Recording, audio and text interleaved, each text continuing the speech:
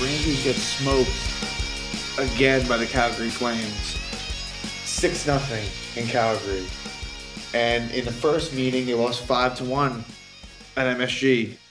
But I think it's more than just the Calgary games. The Rangers just aren't playing well. And I think their record is not indicative of how they've been and what I think they will be. So they're 6-3-3, which is pretty good, although I keep on saying this, in a very strong metropolitan division, it actually really isn't. It doesn't stand out. I just think that this team, I'm not too optimistic about what the future holds. They're not a bad team. They have a lot of individual talent, but there's definitely some concerning trends and players that are really, really underperforming, whether that be veterans, young players, you name it. Up and down the lineup, it's just not good. And yeah, I mean, you can chalk this up to, one game, but certainly beyond just the Calgary games, the Rangers have come away getting points in games in which they did not deserve to win, whether it be Shesterkin really just playing out of his mind. That was a lot of it. Or just, I don't want to say just luck, but there is a skill to winning close games and getting points in close games. The Rangers have certainly done that this year. But I am definitely concerned about this team.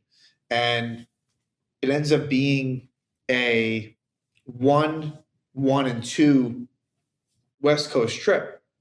And could have been worse, but definitely left with a sour taste, just an absolute drubbing. And what happened in this one was Shesterkin was in net, and to me, you were not going to win both games, clearly. But I still am of the belief that if Shesterkin had played the Edmonton game and Georgiev played the Calgary game, that you could have won the Edmonton game. With that being said, Shesterkin was really bad in this game. And if there's anyone that you can give a pass to, it's him. And the Rangers scored no goals anyway. So really, it didn't matter how. Shesterkin would have had to have had one of the greatest performances of all time for the Rangers to do anything in this game. But he was not sharp. And he wasn't great against Calgary the first time. Again, didn't make sense, but it's so far beyond the goaltending. And the Rangers, it got worse and worse as the game progressed. The first period was actually not a bad one for the Rangers. It was a fairly even game. And Ryan Reeves returned for this Calgary game, which ironically he got hurt against Calgary at home. Back for this game, and he looked no worse for wear. And the Rangers sent down Greg McKegg. However, we might see Greg McKegg again soon because Philip Hedl leaves the game early with an injury because his teammate Sammy Blais, basically both of them had no idea where the other person was, and they collided into each other. They didn't say what the injury for Hedl was. He looked really woozy. To me, I'm just speculating, but it could be a concussion, but I'm not so certain. Keep in mind also, last season, Philip Hedl, early in the season, had a collision in a similar fashion with Evan Rodriguez of Pittsburgh. And that ended up being a wrist injury, if I remember correctly, and that kept him out for a while. The point is, he's had some pretty brutal collisions. This one with his own teammate, and Blais and Hedl collided on opening night at Washington as well. And Blais also later in the game, I forget who it was, but he ran into someone. So just completely discombobulated, and Hedl played 45 seconds and was out. And it really put them in a tough spot because, again, the Rangers' center situation as is not amazing. And just when any team loses a center that early, there was a lot of line juggling, a ton. None of it all too successful. So hopefully Hedl isn't out too long. For the here and now, the Rangers would draw a power play as Jacob Trouba was tripped by Matt Tkachuk, and the Rangers don't score. Then what happens is Kevin Rooney is called for an interference penalty, and what do you know? It's a goal for the Flames. Sean Monahan scores a power play goal, makes it 1-0 Calgary. And this is a situation where Mika Zibanejad loses the faceoff clean. We see it a lot especially on the penalty kill, especially, and of course, on those penalty kills, you're in the defensive zone, but it happens too often. And even happened again later. But what happened was Shesterkin makes the quick save, and then Gallant took him off. But why would he have even put Mika on again? Part of the problem also is that Kevin Rooney is one of their more relied upon PKers, and he's in the penalty box. So that, just Zibanejad, one of many players that I'm just not thrilled with. Fast forward pretty quickly, actually, to maybe a minute or two later in game time. It appeared like Adam Fox scored an unbelievably amazing goal. Keep in mind, Adam Fox was being booed all night long. He was drafted by the Calgary Flames, and Fox is obviously, he wins the Norris Trophy last year. He's very well known, of course, in hockey circles, and Flames know that. And he was booed every single time he touched the puck.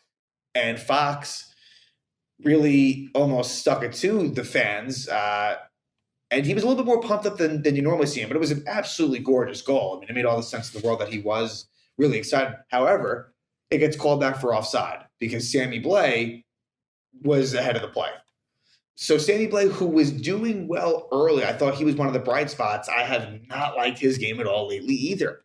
And that still always brings me back to the Buchnevich for Blais in a second-round pick trade, which I could go on and on about that one, but it just don't love it. Not that I expected Sammy Blais. I mean, the second-round pick might have been the more valued play than Sammy Blais, but so Calgary's up 1-0 going into the second, and things took a precipitous dip, I would say, in the second, where the first period was pretty even, and Jacob Markstrom made a lot of really good saves throughout this game. Markstrom, him and Shesterkin both were two of the best goalies in the league coming in.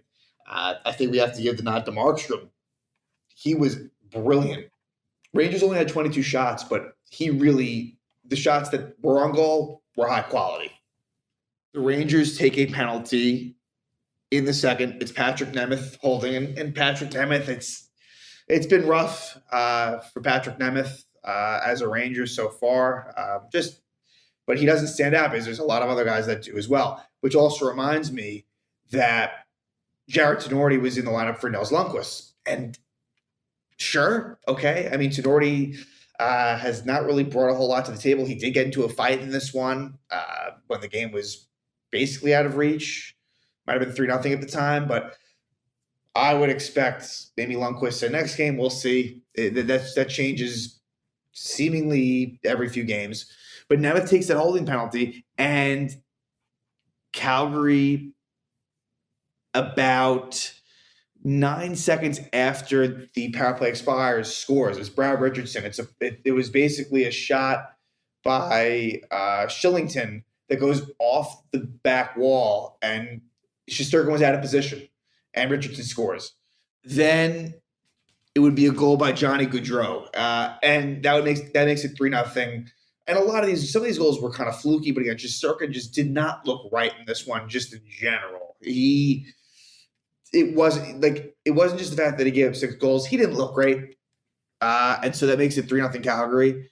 Yeah, not a whole lot else to say here. In the third period, really just a pretty pathetic performance by the Rangers where they kind of just gave up in some ways. And, it was the last game of a road trip.